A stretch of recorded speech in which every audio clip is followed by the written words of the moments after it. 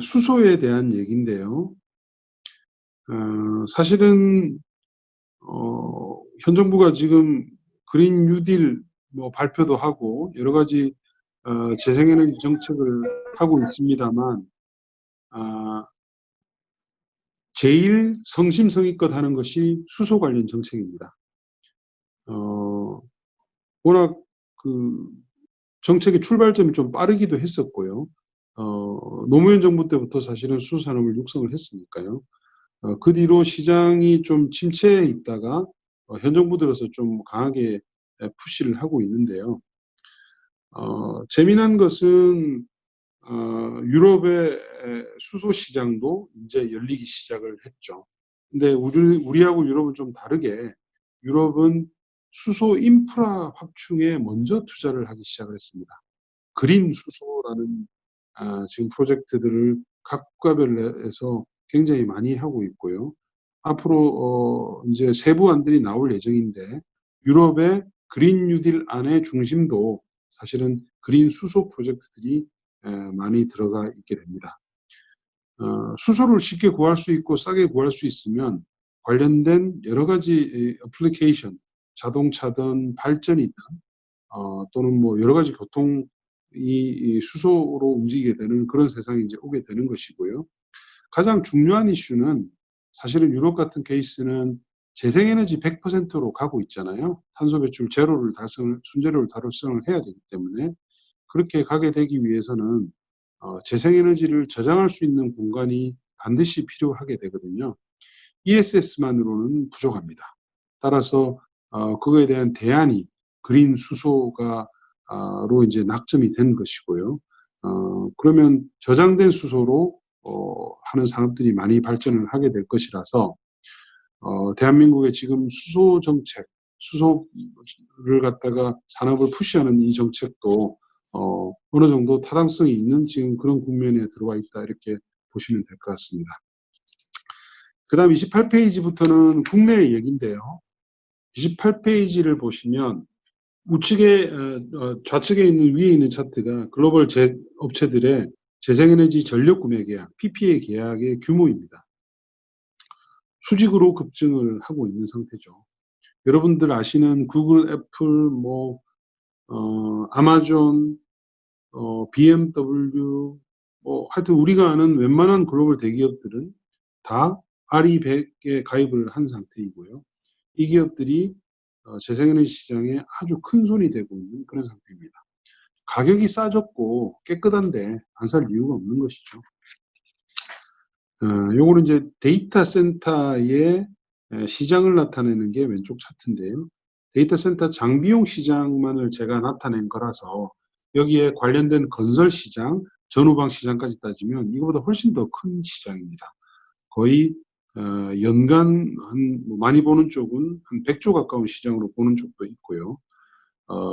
밑에 있는 차트는 각 데이터 센터별 규모 그리고 그 데이터 센터들에서 고용 가능한 인력들 그런 이제 규모고요. 가장 많은 부분을 차지하는 게 데이터 센터를 하나 짓게 되면 거기서 1000에서 최대한 10,000명 정도의 고용이 발생한다. 이제 이런 것이죠. 그러면 이 미래 산업, 4차 산업혁명의 인프라의 가장 중심이 사실은 데이터잖아요. 그 데이터를 스토어할 수 있고 익스체인지 할 수 있는 데이터 센터가 그 중심에 있는데 글로벌리 이렇게 붐이 일고 있는 데이터 센터 건설 붐이 우리한테도 가능할까요? 현재로서는 좀 불가능합니다. 국내에 네이버나 카카오나 이런 업체들은 짓겠죠. 국내에서 관련된 규제가 없으니까요. 근데 아까 조금 전에 말씀드린 RE100에 가입한 아마존, 구글 이런 업체들은 우리나라의 데이터 센터를 못 짓겠죠. 클린 에너지를 갖다가 구매할 수 있는 법이 마련되어 있지 않기 때문이고요. 완전히 독점적인 구조 때문에 그렇습니다. 그래서 많은 업체들이 현재는 국내의 업체의 데이터 센터를 임대해서 쓰고 있는 상황입니다. 우리의 현실이죠. 슬픈 현실. 30페이지에는 RE100 관련된 이슈이고요. 많은 완성차 업체들이 전기차 공장을 지을 때는 재생에너지 전력 구매 계약을 먼저 체결하게 됩니다. 그리고 그 업체들이 밑에 있는 부품 회사들, 배터리 같은 회사들한테 요구를 하게 되겠죠. 재생에너지를 이용해서 만들어 달라고. 그렇게 되면 우리 국가에 재생에너지로 만든 배터리를 갖다가 제조를 할 수 없는 현실을 감안하면 우리 국가에서는 사실은 관련 산업이 성장하기가 어렵게 되는 것이죠. 요게 올 1분기 기준에 대한민국의 전기차 그리고 배터리 업체들의 위상입니다. 현대기아차가 뭐 수소는 잘하지만 전기차도 잘할까 했는데 나름 전기차도 잘하고 있습니다. 한 5위권 정도 하고 있고요. 내년부터는 전기차 전용 플랫폼이 울산 공장에서 이제 시작이 되기 때문에 현대기아차의 절대적인 전기차 판매량 글로벌리 그런 양은 훨씬 더 크게 늘어나고요. 배터리는 좀 더 잘합니다. 국내 업체들이 올 1분기에 LG화학이 이제 1위로 올랐었고요. SDI하고 SK이노베이션을 다 합치면 거의 이제 40%에 달하는 글로벌 점유율을 갖고 있죠. 우리 업체들이 대부분 다 유럽 완성차 업체들과 공급 계약을 했고 아까 첫 파트에 말씀드린 유럽의 전기차 시장이 코로나에도 불구하고 너무 좋은 상태고 앞으로 전망도 좋기 때문에 우리 배터리 업체들은 당분간 계속 선두권을 유지할 것으로 보입니다.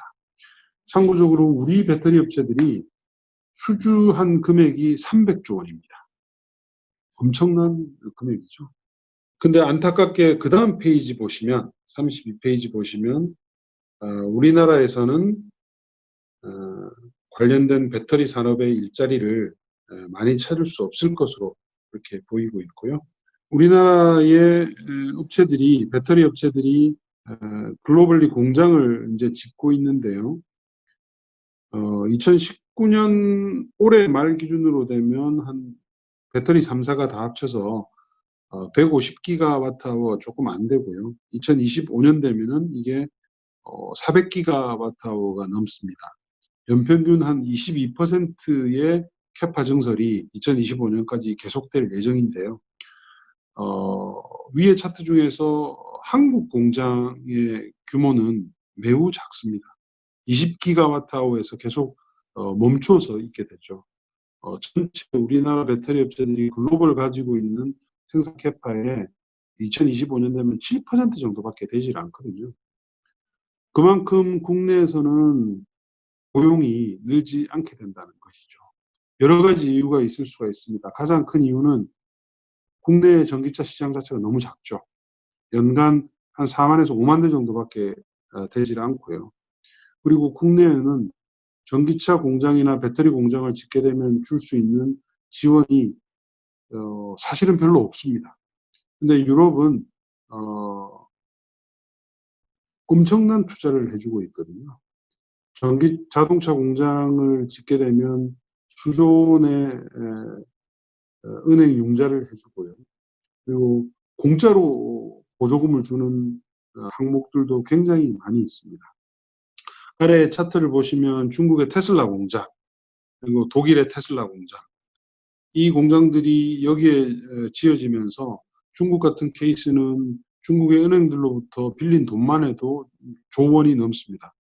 독일의 테슬라 공장은 여기 보시면 주변이 전부 산림이잖아요.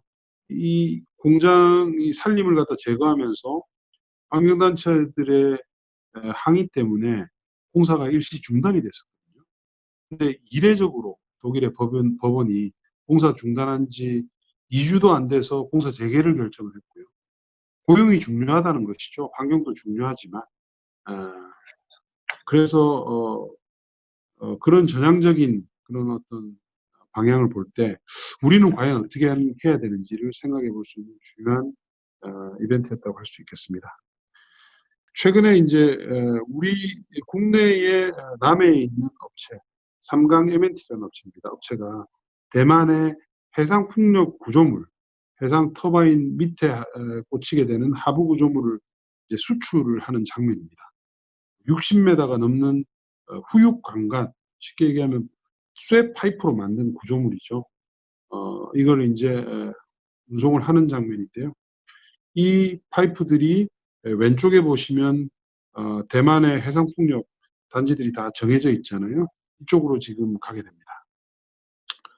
대만에서 만드는 해상풍력 단지를 위해서 우리의 고용이 창출이 된 것이죠. 근데 대만은 로컬 컨텐츠들이 있기 때문에 이 상태가 언제까지 계속갈지 알 수가 없습니다. 당연히 우리나라 해역에 해상풍력을 많이 설치를 해야지 현재와 같은 고용이 유지가 되고 발전될 수 있다는 것이죠. 주가로 보는 그 에너지 전환의 어떤 그런 시그널들이 나와 있습니다. 35페이지로 한 페이지 더 넘겨보실까요? 문재인 정부가 당선이 되면서 처음에 에너지 전환을 이제 모토로 들고 나왔었고요. 탈원전과 엮이고 또 8차 전력 수급 기본 계획에 좀 어떻게 보면 이때까지와는 좀 다른 공격적인 에너지 전환의 로드맵이 실리면서 국내 관련주들이 굉장히 많이 올랐습니다. 단기간에. 그리고 난 뒤에부터 수직 급락을 하기 시작을 했죠. 그래서 문재인 정부가 들어섰을 때보다 훨씬 더 주가가 많이 빠졌어요. 주가가 다는 아니지만 사실은 자본주의 시장에서는 주가만큼 산업을 잘 나타내는 지표는 없습니다. 전 세계 사람들, 국내의 많은 투자자들의 투자 심리가 한 곳에 모이는 그런 이제 시그널이기 때문이죠. 역으로 따지면 현 정부의 정책이 에너지 전환 정책이 뭔가 잘못됐거나 어설프다는 얘기였을 겁니다. 그리고 최근 거기 보시면 그린 뉴딜을 이제 정부가 이제 화두로 삼으면서 들고 나왔죠. 주가들이 다시 뛰기 시작을 했습니다. 다시 뛰기 시작을 했고 최근까지도 그 모멘텀이 유지가 되고 있는데요. 집권 초하고 지금 다른 것이 국회에서 어쨌든 집권당이 압도적인 의석을 가져가고 있기 때문입니다. 집권당이 압도적인 의석을 가지고 가게 된다면 앞으로 입법 절차에 있어서 집권당의 의지가 많이 표현될 수밖에 없을 것 같고요. 그린 뉴딜을 현재 어쨌든 민주당이 주도하면서 나가고 있기 때문에 앞으로 좀 산업의 어떤 근원적인 변화가 있을 것으로 현재로서는 예상을 하고 있습니다. 근데 제가 마지막으로 단언컨대 말씀드리면 지금 현재 있는 이런 기회 거의 마지막 기회라고 할 수 있습니다. 2008년도, 9년도에 MB 정부의 녹색 성장의 정책이 나왔을 때 그때가 사실은 우리 산업 전체가 그린 산업으로 전환할 수 있는 굉장히 좋은 골든 타이밍이었는데 그거를 이제 허황되게 놓치게 됐죠. 그리고 어쨌든 좀 늦었지만 이번 정부에 들어서서 지금 맞는 이 두 번째 기회, 이 기회를 놓치게 되면 유럽의 그린 뉴딜이 본격화되면서 격차가 더 벌어지는 그런 시기가 오게 되면 그야말로 국내 산업은 돌이키기가 힘들게 될 것 같습니다. 에너지 문제라는 것이 사실은 에너지라는 것이 전 산업의 핏줄이잖아요. 핏줄이 바뀌게 되면 모든 체질이 다 바뀌어야 됩니다. 따라서 한 곳에 머무르는 어떤 효과가 아니고 전 산업의 그린화 또는 저탄소 배출 구조로의 경제 산업의 전환이 앞으로 전 세계에서 가장 큰 모토이고 그것을 하지 못하게 됐을 때 출현할 수 있는 그린 수화는 엄청난 파괴력을 가지기 때문에 여러분들도 꼭 이 점을 명심을 하시고 앞으로 이 클라이밋 크라이시스를 보는 시각, 그리고 앞으로 여러분들이 직업을 선택할 때 보는 시각, 이런 것들이 다 일관성 있게 일치가 되었으면 하는 바람입니다.